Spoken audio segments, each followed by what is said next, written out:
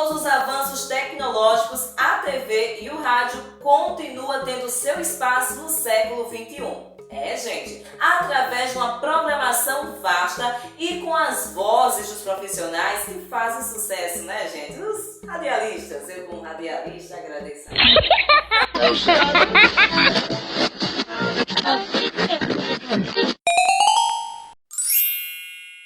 O rádio é o veículo responsável por levar informação e entretenimento até os locais mais remotos. No dia 7 de setembro de 1922, durante a comemoração do centenário da independência, que os brasileiros ouviram pela primeira vez uma transmissão de rádio, gente. Isso mesmo. Olha só, de lá para cá, o veículo conquistou ouvintes e é sintonizado tanto por quem vive nas capitais quanto por aqueles que estão no interior do país, em localidades de difícil acesso. Por isso, é considerado também um importante meio de integração nacional. Em um século, o rádio resistiu e se adaptou à chegada das novas tecnologias, se mantendo sempre presente na vida dos brasileiros. O primeiro conteúdo veiculado por rádio no Brasil, em setembro de 1922, foi o discurso do então presidente da República, Epitácio Pessoa. Ele estava no Rio de Janeiro e os aparelhos receptores instalados em Niterói, Petrópolis e São Paulo.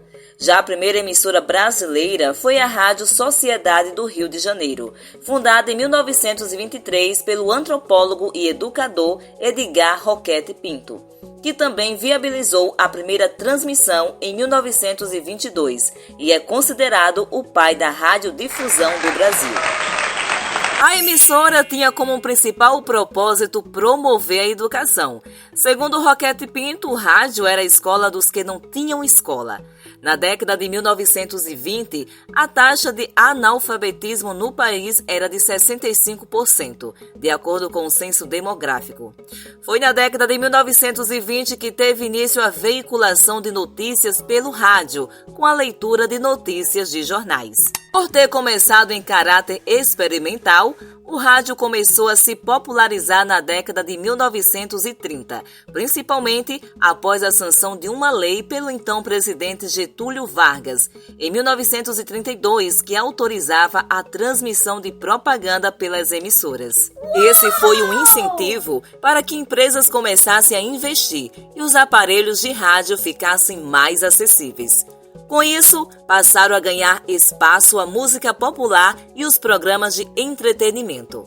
Foi em 1935 que o programa A Voz do Brasil foi transmitido pela primeira vez e é o programa de rádio mais antigo do país e do Hemisfério Sul, ainda em transmissão. Na década de 1950, o rádio viveu a Era de Ouro.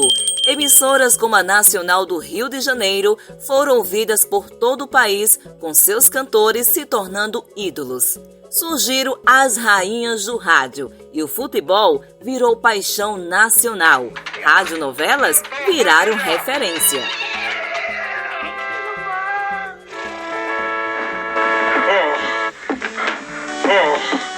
Amada minha! 3, 2, 1...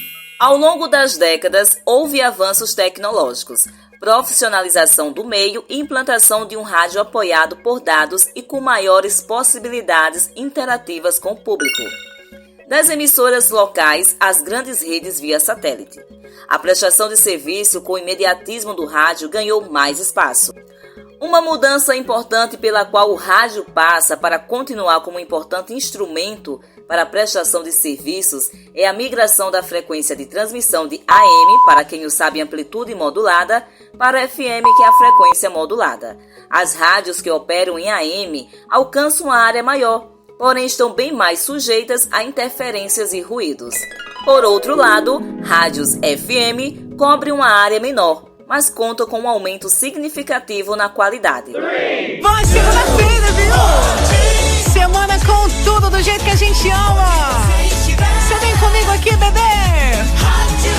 Onde você estiver, música boa o tempo todo. E uma novidade que acaba de chegar aqui na nossa programação, ó. E aí, é novidade que você quer? Sim. Então ouve só essa. Novidade do dia. E essa aqui é pra ouvir em alto e bom som, música nova. Hugo e Guilherme, felicidade dela. A gente ouve Será aqui na que tem Ponte. alguém apaixonado nesse recinto hoje?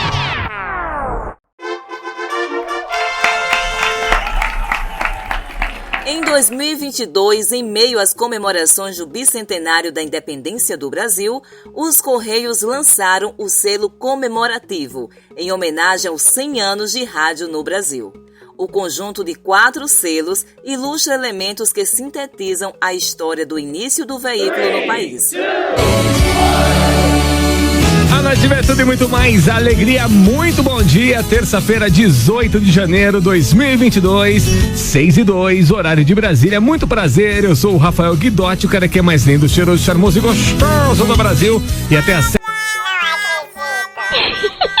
Meus amores, eu espero que vocês tenham gostado do quadro Você Sabia de hoje, tenham gostado da história, dessa curiosidade. Eu, como radialista, eu me sinto assim muito feliz em falar um pouco dessa história, né? Sou suspeita em falar, né, gente? Mas enfim, ó, beijos que beijos, abraços que abraços, lembrando aí o tempo de rádio, né? Sempre terminava assim, beijos que beijos, abraços que abraços, ó. Cheiro no coração de cada um de vocês e até o próximo quadro Você Sabia? Aqui no meu canal do YouTube. Você sabia?